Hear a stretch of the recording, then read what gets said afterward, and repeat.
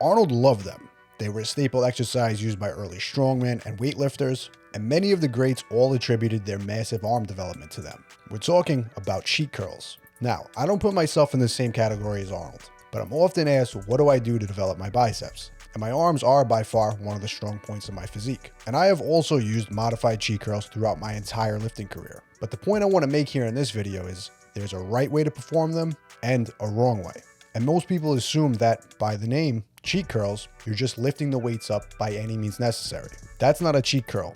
That's ego lifting. The cheat curl is a technique that you take a standard barbell, an easy bar, and you can even perform them with dumbbells. And when you do the movement, you lower your chest just slightly at the bottom of the movement, you pull your hips back, and then as you initiate the curl, you generate a little extra force out of the bottom of the movement. This is to drive the weight up initially. But here's the key. When you get the weight to the top position, you're squeezing your biceps as hard as you can. And then you're lowering the weight as strictly and as slowly as possible, getting all the benefits you can out of the negative portion of the movement. You also should briefly pause at the bottom to stop any momentum. You reset and then repeat the same thing rep after rep.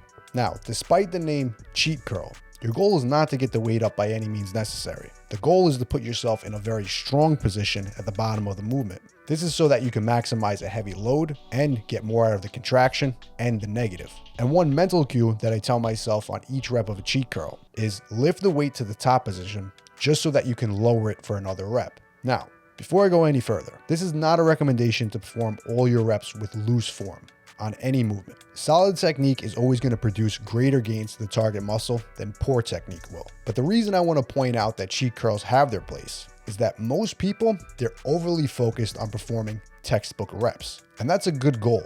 But in the real world, when you're training hard and you're taking your sets very far, some exercises tend to require a lot more stabilization. And when you get very strong, some things change a little bit. On certain exercises like a barbell curl, some body movement will come into play. For example, let's say you're less than 200 pounds and you're very strong. Your biceps can handle 135 pounds to even 150 pounds on a barbell curl. That kind of weight, it's going to require a lot of stabilization by your core, your abs, and your lower back. Now, the key on an effective cheat curl is to make this work for you, not against you.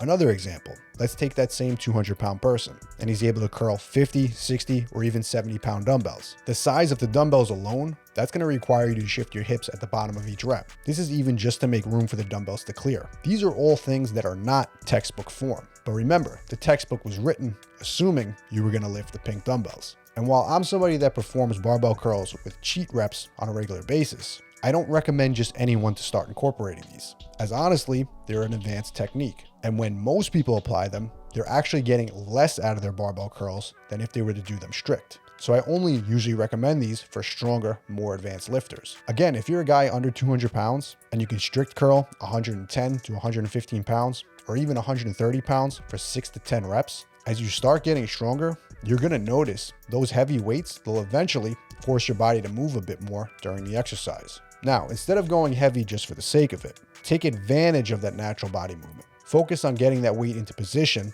squeezing the biceps at the top position, and following it with a slow negative. But remember, only do this sparingly, as now using this technique, it does turn the movement into a much more demanding exercise than a standard barbell curl. This is one of the reasons that I personally feel you don't regularly see very strong bodybuilders performing standard barbell curls, or even dumbbell curls for that matter. And most will opt for machines or cables for biceps. At that strength level, it's going to require you lift a lot more weight to stay within a 6 to 10 rep range, thus making the barbell curl a much more physically demanding exercise for someone who's lifting 135 pounds. Same exercise, but much more demanding than a beginner or intermediate lifting 40, 50, or 60 pounds. But the point I want to drive home here is, as you get bigger, as you get stronger, things change. An exercise you did as a skinny, weak 130-pound lifter, it's not the same exercise anymore when you perform it as a strong 200-pound lifter. And while textbook form is great, like anything else, there is a time and place to break some rules. But if you're unsure if you're at that level yet, the answer is you're not. But if you built up a decent amount of muscle mass and strength, and you understand that certain techniques while lifting might serve you better,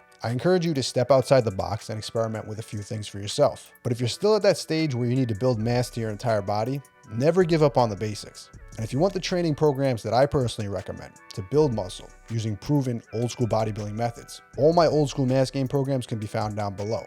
And as always, if you guys want to see more of the best original bodybuilding content just like this, make sure to hit subscribe.